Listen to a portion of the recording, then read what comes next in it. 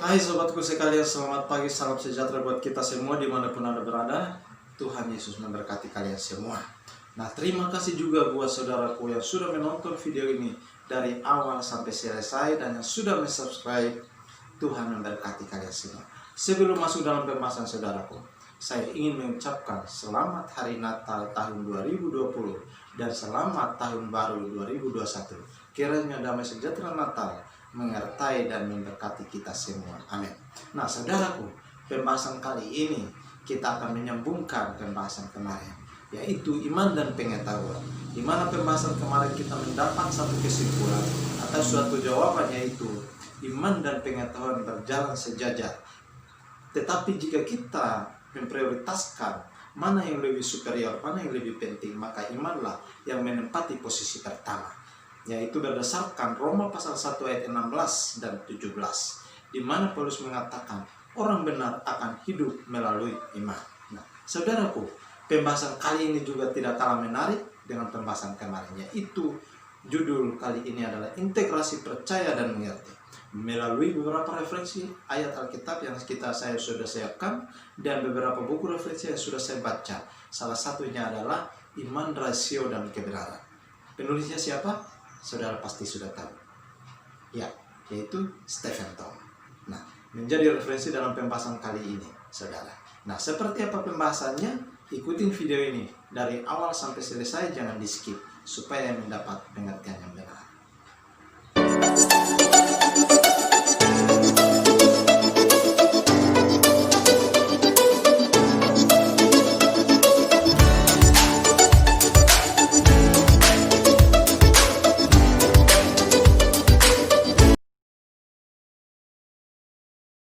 Saudaraku, kita langsung masuk aja dalam inti pembahasan, integrasi percaya dan mengerti. Nah, saya akan memberikan pengertian umum dalam pembahasan ini, yaitu mengerti berarti seseorang menggunakan akal pikirannya, rasionya, dan pengetahuannya. Itu dari mana? Dari proses belajar mengajar, dari bangku sekolah maupun di bangku kuliah. Baik dari yang tidak pintar menjadi pintar, dari yang tidak cakap menjadi cakap, jadi yang tidak pandai menjadi pandai. Itulah proses belajar, ya, sehingga seseorang bisa mengerti dengan akalnya. Tetapi berbeda dengan percaya. Percaya ini adalah tindakan atau secara natural di dalam hati yang paling terdalam ini, dorongan hati ini, sehingga seseorang mengatakan aku yakin dengan rohnya sendiri, aku percaya. Nah, itulah roh yang menggerakkan seseorang untuk percaya, ya. Jadi percaya itu ada di dalam hati yang paling terdalam. Itu definisi yang singkat menurut saya. Saudara bisa baca sendiri di kamus bahasa Indonesia. Nah, itu penjelasan singkatnya. Nah, kita akan masuk dalam pembahasan ini, saudara, yaitu integrasi percaya dan mengerti. Integrasi percaya dan mengerti ini saya akan memberikan satu ayat Alkitab, ya, yang akan menguatkan dalam pembahasan ini. Saya akan bacakan buat kita semua, saudara. Ya, di dalam 1 Timotius pasal 1 ayat yang ke-12. 1 Timotius pasal 1 ayat yang ke-12, yaitu itulah sebabnya aku menderita semuanya ini, tetapi aku tidak malu, karena aku tahu kepada siapa aku percaya, dan aku yakin bahwa Dia berkuasa memelihara apa yang telah dipercayakannya kepadaku sehingga pada hari Tuhan. Saya ulangi lagi yang tengahnya, ya. Karena aku tahu kepada siapa aku percaya.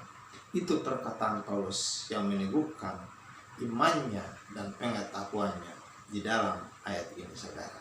Nah, ketika kita sudah membaca ayat Alkitab ini, maka kita menemukan suatu kesimpulan, saudara, bahwa dalam pernyataan besar ini, saudara, terkandung pula satu pengharapan yang besar, bahwa iman itu tidak membunuh rasio atau pengetahuan itu. Artinya apa, saudara? Iman tidak meniadakan fungsi rasio atau pikiran itu, sehingga seseorang dapat mengerti sedalam-dalamnya tentang apa yang ia percaya. Nah, itulah rasio, saudara. Kita akan melihat ke belakang sedikit, ya, kepada sejarah gereja. kita akan melihat satu pemikiran Bapak Gereja pada zaman itu yang sangat berpengaruh, yang mempengaruhi pemikiran kekristenan pada saat itu, yaitu siapa? Agustinus. Dalam statementnya, pemikirannya Agustinus yang paling terkenal dari dulu sampai sekarang, yaitu aku percaya maka aku mengerti, dan agar aku mengerti aku harus menetapkan diri aku percaya. Dan statement ini sangat mempengaruhi pemikiran teologi pada zaman itu sampai pada zaman sekarang juga. Jadi pemikiran Agustinus itu, saudara, bertolak juga daripada ayat Alkitab. Dari Yesaya pasal 7 ayat yang ke-9. Disitulah yang membuat pikirannya semakin berkembang dan semakin mempercayakan dirinya untuk membuat statement ini, saudara. Ya, coba kita baca Yesaya pasal 7 ayat yang ke-9 ya. Di sini saya sudah siapkan Yesaya pasal 7 ayat yang ke-9 dan ayat yang ke-9b ya, tapi kita baca dari ayat yang ke-9a sampai selesai. Dan Samaria ialah ibu kota Efraim, dan anak Remalia ialah kepala Samaria. Nah, ayat bagian D, jika kamu tidak percaya, sungguh kamu tidak teguh jaya. Ulang, jika kamu tidak percaya, sungguh kamu tidak teguh jaya. Nah, inilah salah satu ayat yang menguatkan Agustinus sehingga memuncullah statement itu. Pembahasan ini, saudaraku, kita mengambil kesimpulan bahwa iman menghasilkan pengertian, dan dari pengertian mengokohkan iman. Jadi iman dan pengertian atau percaya dan pengertian itu sama-sama mendukung dan sama-sama berjalan sejajar. Maka dengan dasar iman, Tuhan menambahkan pengertian kepada orang yang beriman, saudara. Artinya apa?